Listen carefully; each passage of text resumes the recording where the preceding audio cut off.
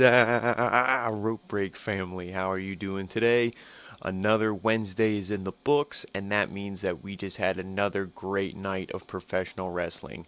And of course, AEW and NXT both delivered, but it's Thursday morning, so you know what that means. AEW Dynamite review, baby. So let's get into it. But before we do, actually, I just want to thank, of course, every time, all the new subscribers, new viewers, new support on the channel. We really appreciate all of it, and we love that we're just seeing growth every single day. It means the world to us, and it means that, Rope Break for in 2020, we're coming. So, again, thank you all for the support and everything. So let's get right into the show. AEW Dynamite opened up. They had highlights from last week's show, of course. The main focus was Paige and the Elite, how Hangman didn't come down to celebrate after the Elite got their victory. It was, does the Elite still have it? After that beatdown from the Dark Order, are they still the Elite, so to speak? And then last week in that six-man tag, they proved it. Cody came down. Hangman kind of just waved them off like, nah, I'm good. So that was the main focus in the highlights. And then, of course, Jericho and Moxley and everything going on with that storyline that we were really invested in. So, they just kind of were catching people up. And then they also, for this first match, had a Memphis legend Dave Brown on commentary. And then for the first match, getting right into it, was Adam Page and Kenny Omega versus Private Party.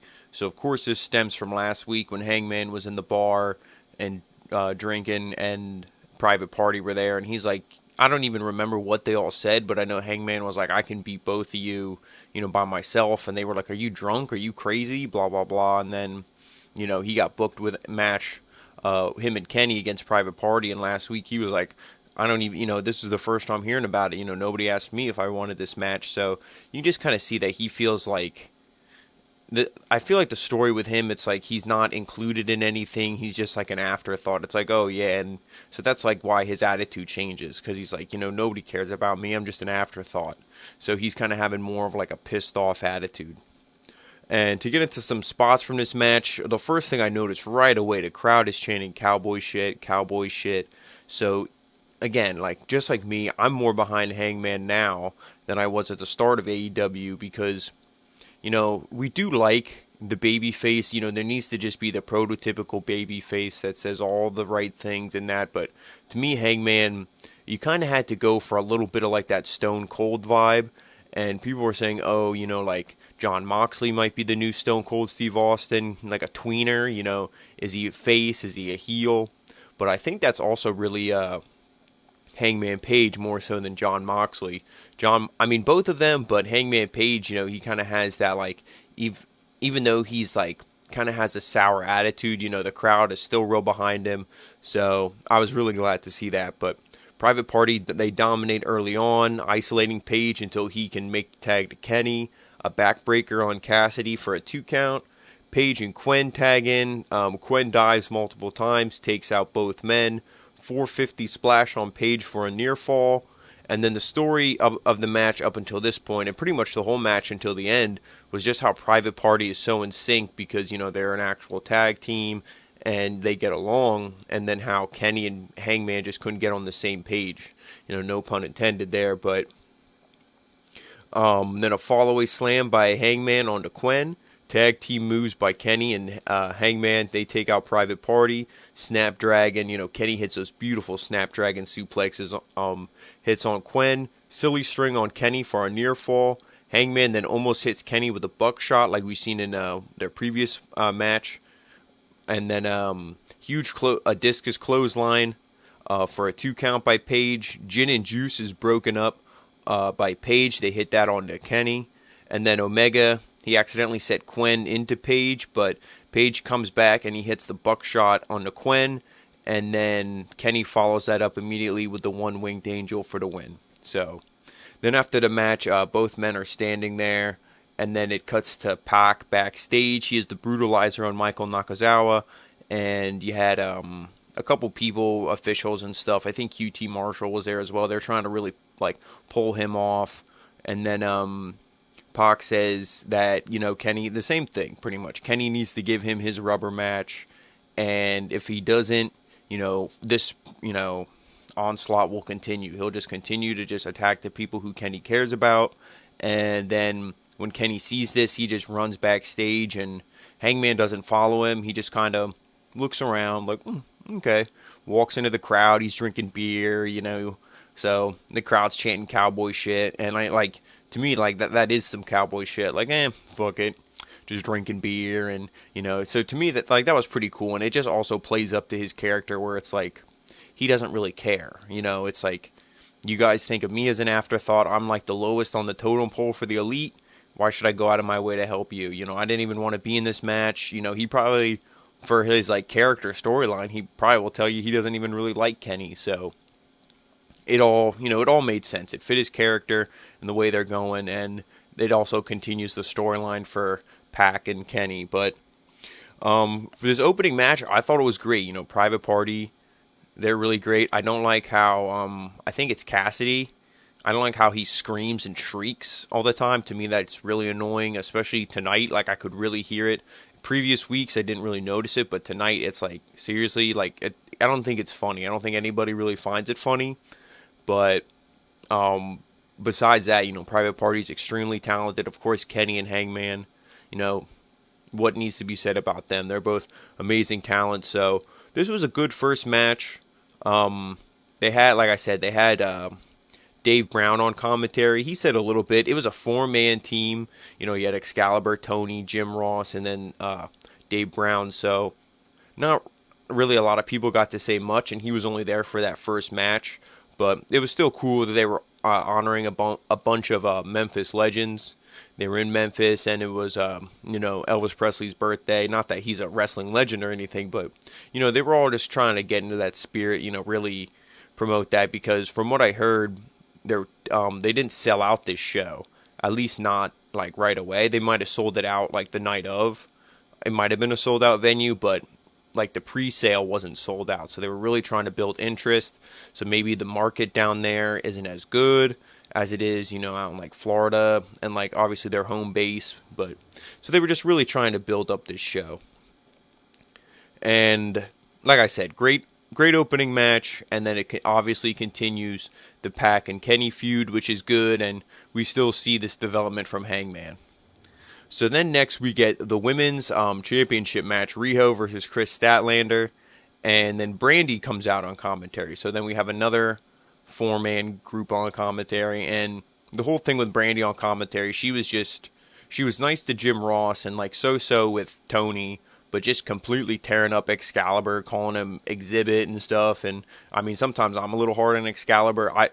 He's a pretty good commentator, just sometimes, I feel like he tries to say too much in a short amount of time, and, instead of focusing on the match, and, I feel like they just, not that they, feed him what to say, in WWE, but I feel like he's told to get, a lot over, which is the job of the commentator, and he just sometimes goes on too long. But with, Brandy, she was just cutting him up worse than I ever did. I was like, damn. But,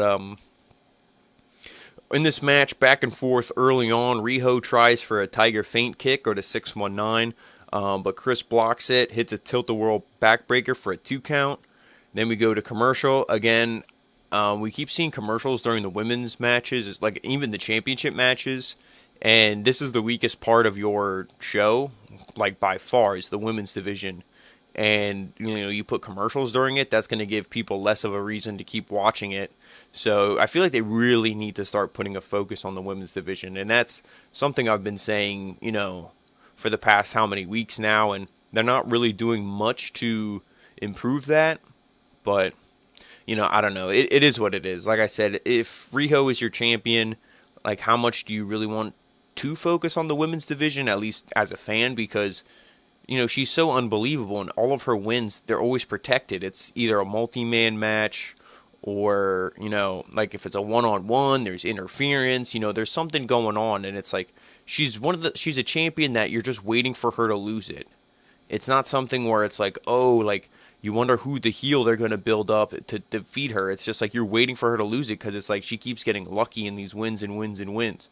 Like I said, maybe she's talented in other promotions, maybe she has different moveset, different style, but in AEW here, it's she's just being so protected, and it's, she's definitely not a believable champion. But so then we come back from commercial. They did the picture-in-picture, but like I said, to me, that really doesn't do much because it's such a small screen, and that's the time if, they're like, oh, don't go anywhere, blah, blah, blah. So, like, people hear that, and they think, oh, okay, it's just going to be a normal commercial. You get up, you go to the bathroom, you're going to miss how much of this championship. This is a championship match. It's not just a normal, exhibition wrestling match. This is for the women's championship. So, like, I don't think there should be any commercial. They should just, have it be on the full screen. But Chris dominates during the commercial break. When we come back, Northern Lights suplex by Riho for a 2 count. Riho goes up top, but Chris stops her and hits a huge vertical suplex from the second turnbuckle. And then at this point, out comes Awesome Kong and Mel. Mel was the woman who Brandy took from the crowd and shaved her head. And at this point, Brandy was like, oh, I got to go down there, and...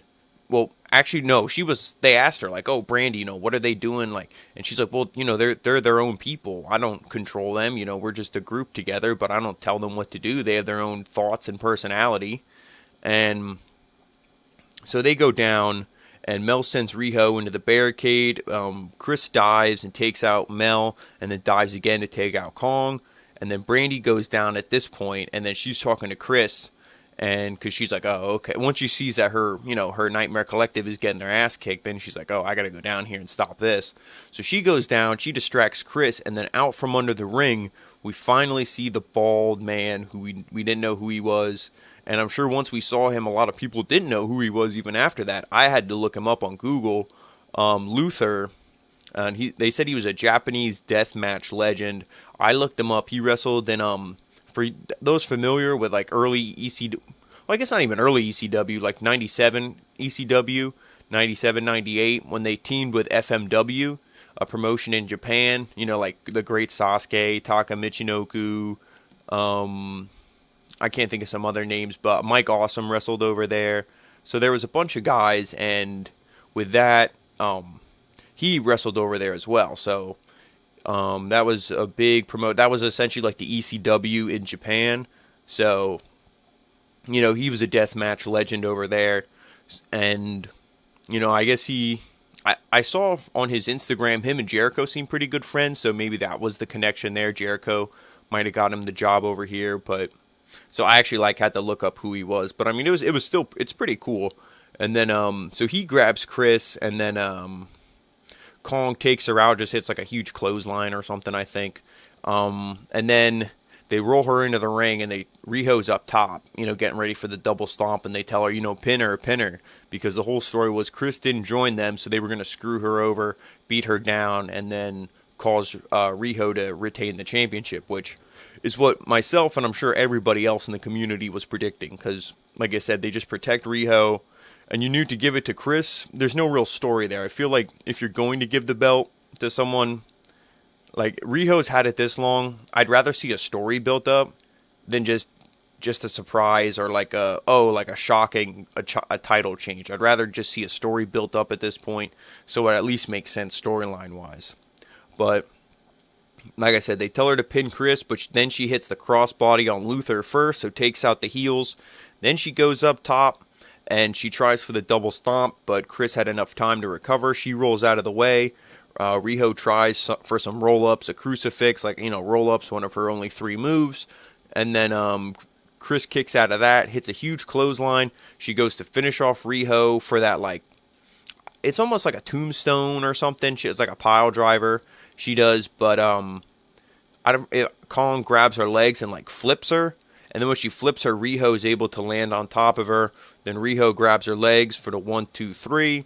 So again, Riho, like I said, she retains. She's protected. I feel like everybody saw this coming.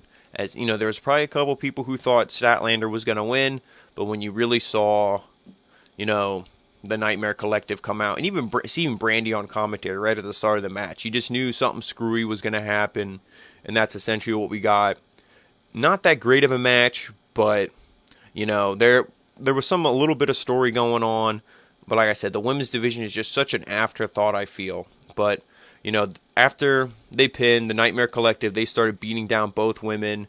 Hikaru Shida and Britt Baker were both shown in the crowd earlier on. Shida comes into the ring and she starts, helping the faces, because obviously Chris and Riho, even though they were going against each other, both faces. So she starts helping. Britt Baker, she has problems with Riho, never being here, even though she's the champion. She's like, you can go do other stuff, but, like her whole promo when she yelled at Riho a few weeks ago. So, Baker, she just kind of walks off. She's like, I'm not getting involved. I'm not helping. Like, why would I care? So she walks off, and then I think it was Audrey Edwards, Big Swole, and Sonny Kiss, I think, also came out to kind of chase off the Nightmare Collective. So, like I said, it wasn't that good of a women's match, to be honest. Riho just, her moveset is awful. I'm sorry. She's like Finn Balor light. She's like foot stomps, and that's pretty much it. And, but at least Finn Balor, there's like sling blades, there's other stuff like, Riho is a crossbody, a Northern Light suplex, and a roll-up.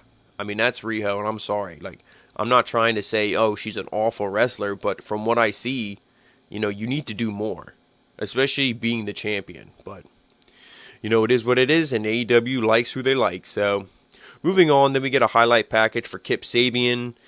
Super bad, obviously, and then with Penelope Ford, they show a little bit of stuff that was going on with Joey Janela, and they mention how Joey Janela and Penelope Ford were actually like a couple or something beforehand, and then now she's with Sabian, and I don't think that's storyline. I think like she's actually with Sabian in real life, but that I'm not actually sure. And then we get Christopher Daniels versus Sammy Guevara for the next match, and JR mentioned how it was.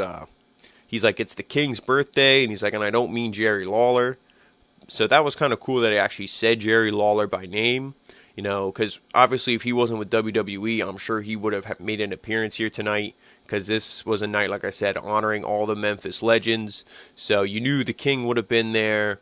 They did honor his son, though, which was really cool, Brian Christopher, the late Brian Christopher. So that was really cool that they did have him in the Memphis legends that they were honoring. But like again, it was still cool to hear JR mention the King, because we all know the history of them. Probably one of the best commentary duos of all time. So then you get into this match. After some back and forth, Sammy pulls the ref in front of him and then hits a big punch onto Daniels. Sammy then takes control, tries for a 450 splash, but Daniel rolls out of the way and hits an exploder suplex onto Sammy. Daniels then makes a comeback. Angel Wings is countered. Sammy hits a running shooting star press for a near fall. Double clothesline, so both guys clothesline each other. They're both laid out. Daniels then hits an STO on Sammy, and then out comes Pentagon. He taunts Daniels for the botched Arabian moonsault. He's like, let me see what you got. Why don't, like, hit the moonsault on him. Like, let's see it, taunting him. And that's the one thing I do like, is they played this whole storyline where a few weeks ago in their singles match, Daniels botched an Arabian moonsault, and he landed on the ramp. So it's when they had like the ramp that goes out, it's the same level as the apron. It's even with it. So Penta was laid out there. He goes for the Arabian moonsault, and when the legs hit the ropes, instead of flipping, he just essentially just falls off the ropes. So it didn't look very good. People made GIFs of it and were just completely just tearing him apart. And that's the one thing I like when AEW, they took that and they twisted it into storyline to say like, oh, he's unsure of himself and maybe he thinks, is my age finally catching up to me? Instead of just being like, yeah, it was a botch, he messed up. They really made a story out of it, which I got to commend them for that. I think that was really, really creative and a good way to save that, make the botch, turn it into something. So, like I said, Penta comes out, he taunts him, he's like, let me see what you got, show me you still got it. And then Sammy hits a big shot. I think he just punched him. I didn't really see what it actually was, but he just hits a huge blow to the back of Daniel's head and pins him. So then, obviously, that was the end of this match, and Sammy got the win here. Again, there's an asterisk by this win. Penta came out, distracted him, but they're doing the one thing that I said they needed to do. You needed to, if Sammy Guevara is going to be in the inner circle, everybody in the inner circle needs to have wins. Sammy was the weak link, last year. Now in 2020, they refreshed the win-loss records, and now Sammy has 2 wins. So this looks good for him. Daniels, it doesn't hurt him too much. If you know anything about like the independent scene and stuff, you know who Christopher Daniels is, and you just know how great he is. So this doesn't really hurt him. Again, Penta distracted him. So this was a good match. And then afterwards, well, a good match for, all the story purposes. It wasn't actually very long. But then afterwards, the Dark Order, they come out. They try to recruit him. They said the fans, they don't support him. But he can give Daniels what he needs. And he says that SCU is no more. You should join the Dark Order. And he gives him a mask. So then, of course, he's looking at it in the commentary. Obviously, Christopher Daniels wasn't going to join the Dark Order. Anybody, with a brain would have saw that coming. But, of course, the commentary has to sell it. Ooh, I don't know. He might, with everything that happened to him, he might need new direction. Or he might need, like this might be what he was looking for. It would be hard to turn down the Dark Order, this and that. Of course, he didn't join them. He throws the mask back at Evil Uno. Then he starts getting beat down. SCU comes out. They make the save. The Bucks come out as well. And that's the one thing that kind of confused me. The Bucks were in their gear, but they didn't actually wrestle. So I don't know what that was about. I like when they have it that the guys are in street clothes.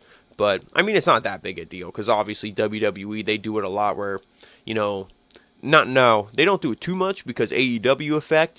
They once they saw when Scorpio Sky wrestled that first match in the tournament in his street clothes, WWE tries to do that more and emulate it. Like, oh, we'll have guys be in street clothes, but the Bucks come down here in their ring uniform and stuff. So, or ring gear rather. But so they come down. Sky, he dives and he takes out the Dark Order. Super kick. I don't know if if it was Alex Reynolds or which one of it, or John Silver. But one of them, they got super kicked, and then Daniels hits the moonsault onto him, proves he still got it. So, big pop from the crowd and everything there. And then at that point, the Dark Order retreats, and then, the faces, SCU and the Bucks, stand tall. Because to me, I didn't mind that the Bucks came out. Because one, they said how they're good friends with SCU. They had that tag team title match right before the holiday and all that. And of course, they still have unfinished business with the Dark Order. So that would be something really cool. Obviously you got Evil Uno and Stu Grayson, Alex Reynolds, and John Silver. So the 4 of them. And then you could do, 4-man from SCU, the Bucks, and then 2 members of SCU, maybe Daniels and Sky. And then you have Kazarian, but then they did say that there's maybe like a dark, somebody who's above Evil Uno, who's controlling the Dark Order. You could bring somebody in. There's so many people, rumors, Marty Scurll, who could it be? And that could, again, set up, a 5 versus 5. Not that I want to see a 10-man tag, but if anybody's going to make that match work, it'll be AEW.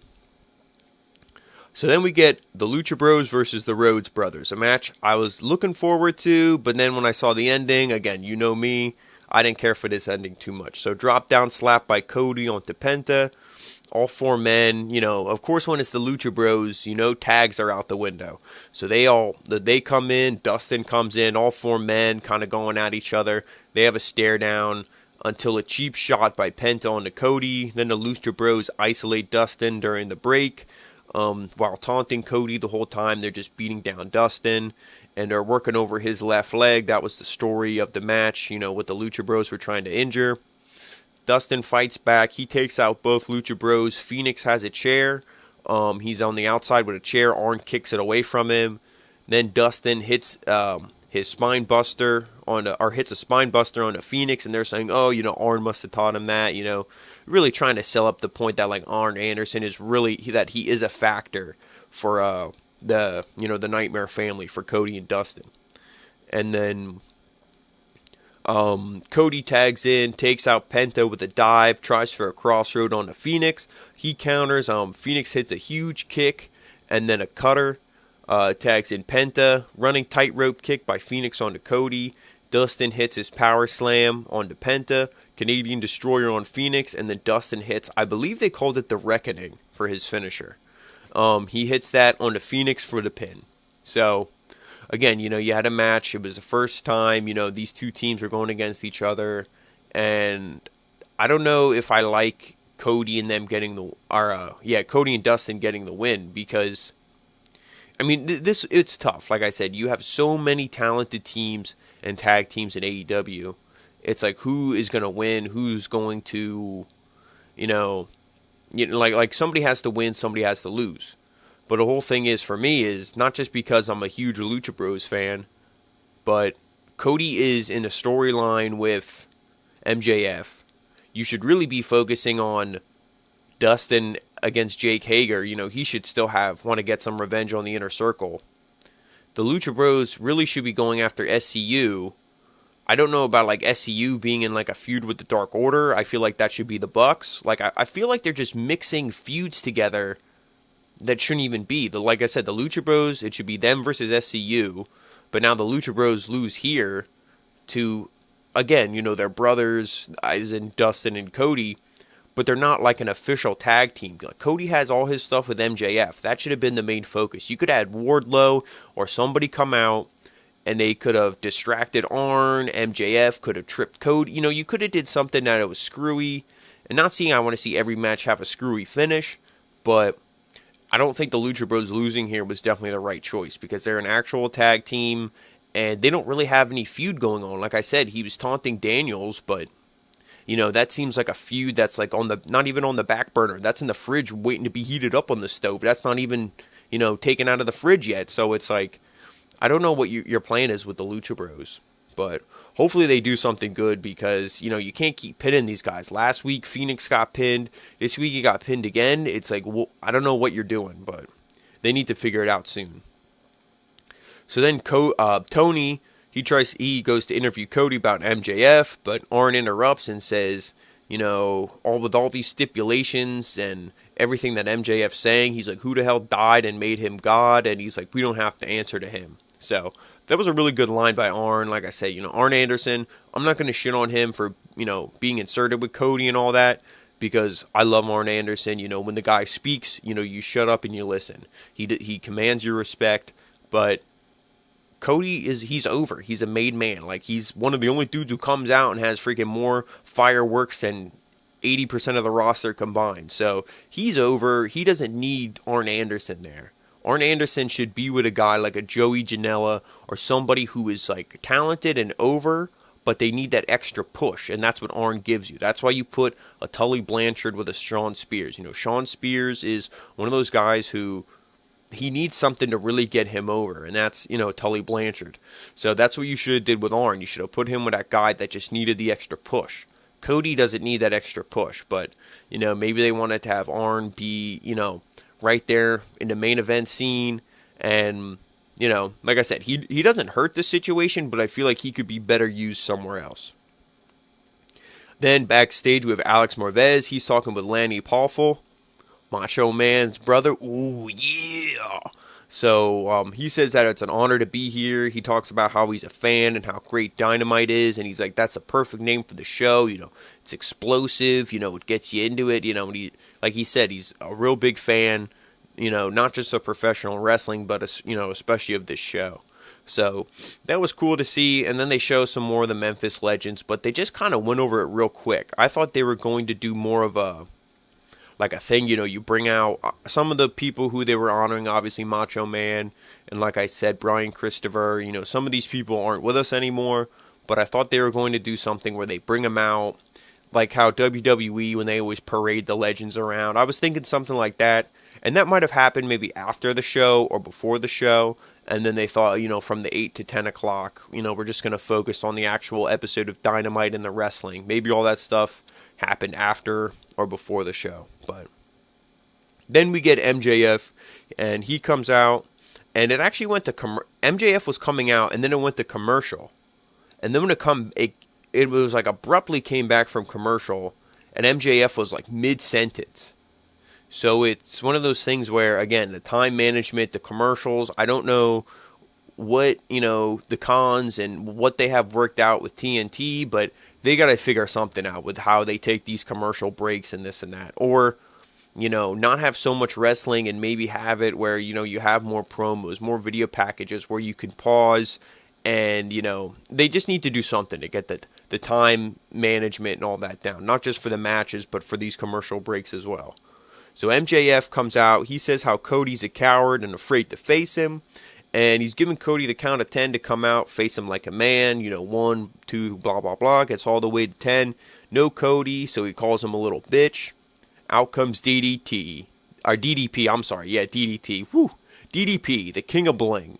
And he says how he never thought he'd be here in AEW. Runs through, his recent actions and how the fans, they're asking him one more match. DDP and MJF get in each other's face, and MJF says he doesn't want to fight him, but maybe they do. Out comes the Butcher and the Blade.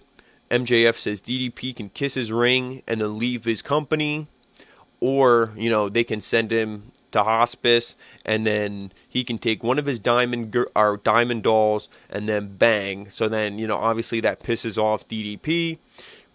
He hits a diamond cutter on the Butcher, diamond cutter on the Blade, and then the Bunny gets in his face, and it's like, oh, is DDP going to hit the diamond cutter on the Bunny? I would have popped if he did. I think that would have been cool. MJF and Wardlow, then of course they beat down DDP. Out comes QT Marshall, Dustin, and Aubrey Edwards, so they come out. They make the save, and then the heels, of course, run off. So at least we see the Butcher and the Blade. They're back. I didn't know if maybe they were so pissed that they were, their first match they barely won against Cody and QT Marshall, and then the second match that they have, they lose, which awful booking decision. And then you have him here, and no offense to DDP, I love the dude. He's one of the guys who really got me into wrestling before, just seeing the things that he did with yoga and like just all the help that he did to people or help people. It made me, a fan of his. And it was one of my first experiences with professional wrestling was actually seeing, all the things that DDP was doing with his yoga. So I have the utmost respect for him and just everything he was able to do. He got into wrestling at an older age and, everything like that.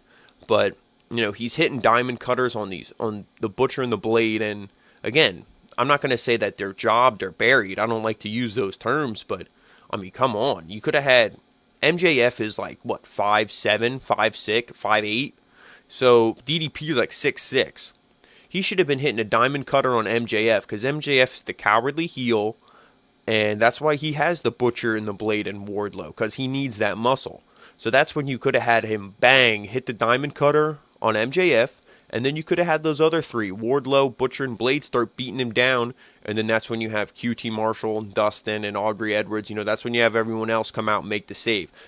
So I think it was a little messed up there, and like I said, maybe they didn't want to have MJF be the one to take the diamond cutter, make him look weak, but to me, that's his role. He's the cowardly heel. So, again, a good segment, but I just felt like it wasn't, booked correctly. Then we get the Jurassic Express versus the Best Friends and Orange Cassidy. So, Jungle Boy, he makes an early tag to Marco after kind of getting beat down by Trent, and then the crowd is really behind Marco. And even though I'm not the biggest fan of his, every week I like him a little more. I don't think I'll ever like him as much as Jungle Boy and Luchasaurus, but I'm warming up to him. I will say, my icy heart is warming up to him. So then Trent, he pretty much no-sells, stands through most of his offense, which is to be expected. And then tag team offense by Jungle Boy and Stunt. The Best Friends, they kept control during the break. Luchasaurus tags in. He beats down the Best Friends, a tail whip, that like spitting heel kick that he does, or like leg whip. And then he does that foot stomp where like somebody's running towards him and he pretty much hits you with his foot and then stomps you right into the ground. So that's a cool move. Luchasaurus, he's so great. I mean, he's definitely great in this tag team, but at some point I could see him getting his own singles run, but I don't want to see him just broken off and become only a single star. I'd be fine if he got a single run for, 2-3 months, but then back to the tag team. Or even like the same thing with Kofi. how Kofi was on his single run, but he always had the New Day with him. You could do the same thing with Luchasaurus. Have him have a singles run, but he always has Marco Stunt and Jungle Boy with him because, he's just so talented. You just want to see the guy accomplish so much. So then Orange Cassidy tags in.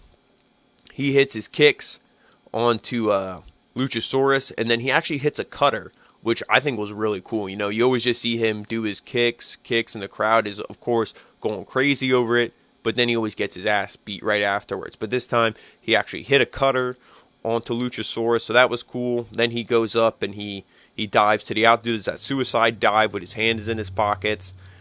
He does that, and then a big hug in the ring, all three men, of course, the best friends in Cassidy. Tag team offense by the best friends on the Jungle Boy. Marco breaks up the pin by Orange Cassidy. I think he just went up to the top and then he went for a dive, but it almost just looked like they said he fell asleep mid when he was on top of the turnbuckle. He just kind of was up there and then just fell down. So, Orange Cassidy, he's another one of those guys, kind of like Marco Stunt, where it's you either love him or you hate him, and I like him. So, and then we get a Jungle Boy rolls up Trent after a powerbomb attempt for the win. And it's one of those things where I wanted the Jurassic Express to win. I think they were the team that needed the win, and especially Jungle Boy. He was the one who he had that great showing with Jericho. And, they said all 2019, his Jungle Boy, his record, either singles or when it was just him and Marco Stunt, 0. I don't think he had a single win. And that really hurt his self-esteem, but then that great showing with Jericho right at the end of the year gave him confidence. And now here in this match, he's not only does his team get the win, but he's the one who gets the pin. So that was really good to see.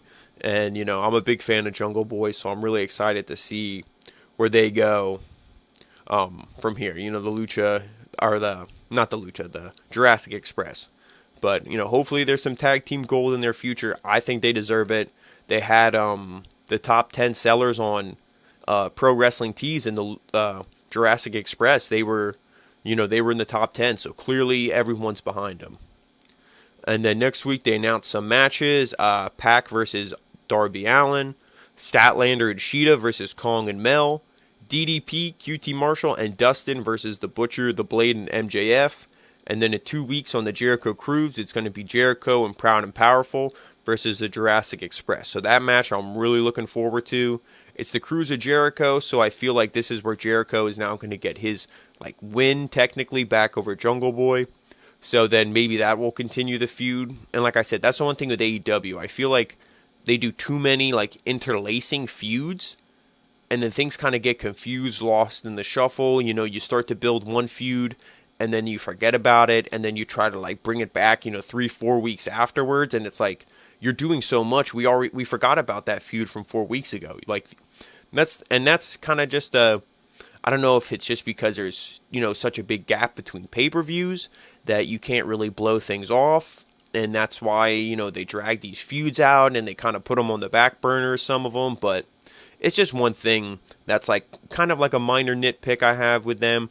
But I think they're getting a little better, but I'd like to see them get a lot better because I feel like they should know what they're doing. There's enough veteran presence in that locker room and in that company that they should kind of have it all straightened out by now. But it's definitely not as bad as Raw or SmackDown. So then we get to what we were probably all waiting for, Jericho and the Inner Circle. There's no Proud and Powerful, just Jericho, Sammy, and Hager. So they're in the ring. Of course, they got the bubbly. Jericho's there with the AEW Championship. They got a table set up. Like I said, bubbly. They just have a whole celebration. They're waiting for Moxley.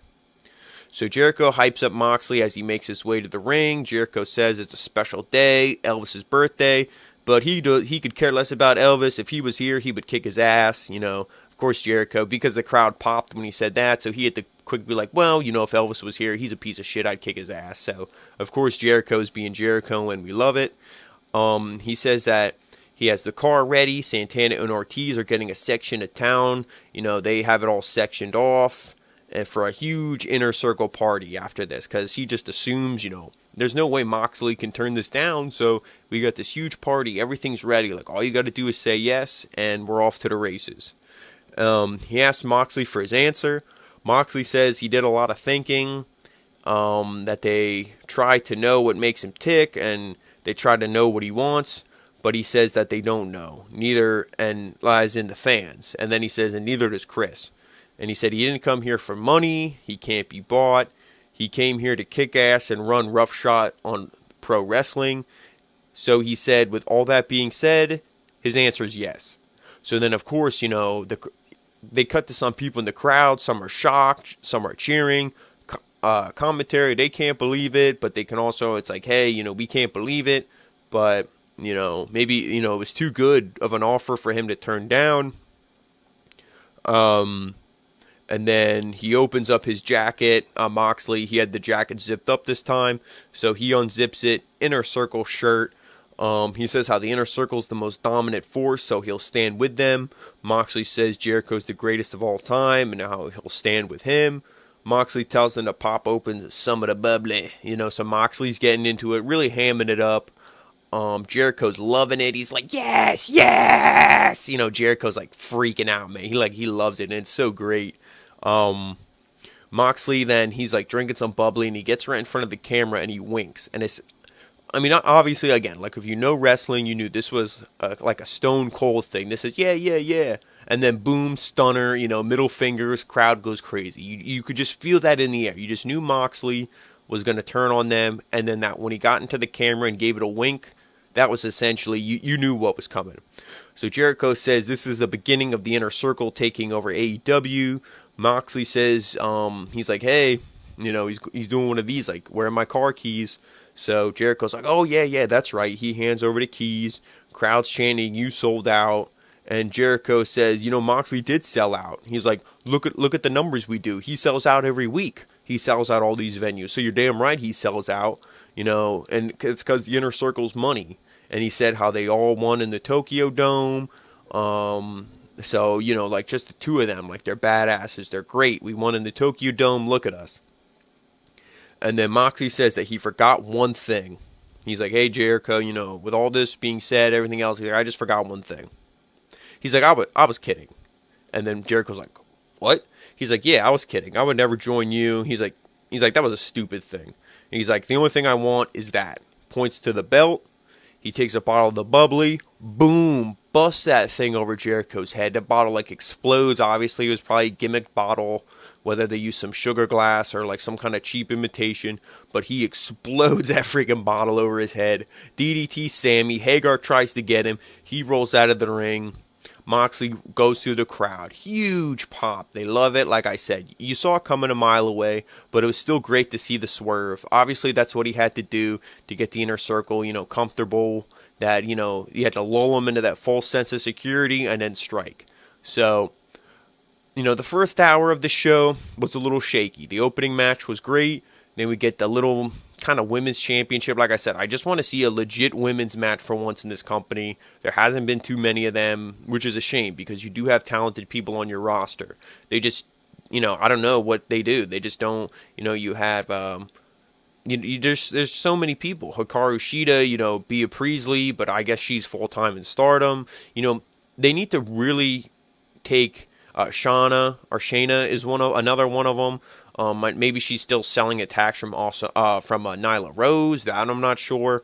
But, there's still so much going on in this women's division that they're not focusing on. So, of course, that title match was a little screwy. But, the second hour really picked up. The only thing I didn't really care for was the Lucha Brothers losing. But then again, some might just call me a Lucha Brothers mark. But I really don't care because I think they deserve a little bit better. I wouldn't say they're buried or anything. Again, they're another team that I'd say is like Kenny, the Young Bucks, like that, where they're untouchable. They lose, it doesn't hurt them too much, but you also can't have them lose every single week because that's not going to look good no matter who you are. But overall, a good episode of AEW Dynamite. They did a lot to continue the feuds. I'm looking forward to seeing DDP next week. Like I said, huge fan of his, but I think that team needs to lose. I think the heels really need to get the win. And obviously you can have Wardlow, he can be involved. He can cost the faces the win. So there's just so much stuff going on that, I feel, obviously, AEW is moving in the right direction. And I nitpick with stuff, but the only reason, like I said, we nitpick on AEW is because they do so much right that when something's wrong, you really do notice it. But that was my review. And guys, I like always just want to say thank you so much for watching. We have Monday Night Raw review up on the channel. Wrestle Kingdom 14, we reviewed both days. It's an hour-long video. Great, great discussion. Please check that out. Give these videos a thumbs up. Share them. Subscribe if you haven't. We have all the links to social media right there on the screen. So now you don't even gotta look. You're seeing it the whole time you're watching the video. So again, thank you guys so much for all your support. We'll be back later tonight with NXT, and this weekend we got Blackpool. Juan's going to be doing Hard to Kill. So, we got so much stuff coming up for you guys. And as always, thank you so much for watching, and we'll see you next time. Adaaaaaaa.